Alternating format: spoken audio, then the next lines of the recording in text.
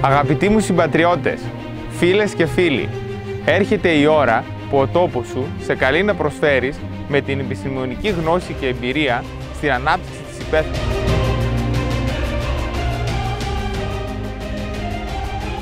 Γεννήθηκα και μεγάλωσα στην Αράτηρα, δίπλα στις αγωνίες και στους σκόπους των δικών μας ανθρώπων.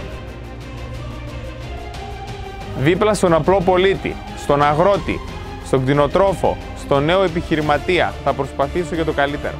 Με όλες μου τις δυνάμεις και με ισχυρή βούληση για δράση θα απαιτήσω μαζί σας αυτά που η περιοχή και ο τόπος μας δικαιούται.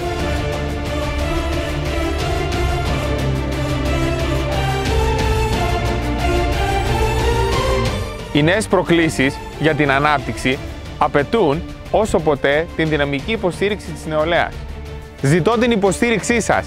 Δώστε μου τη δύναμη και την ευκαιρία μαζί να εργαστούμε για μια Δυτική Μακεδονία αντάξια της ιστορίας και του μέλλοντος που της αξίζει.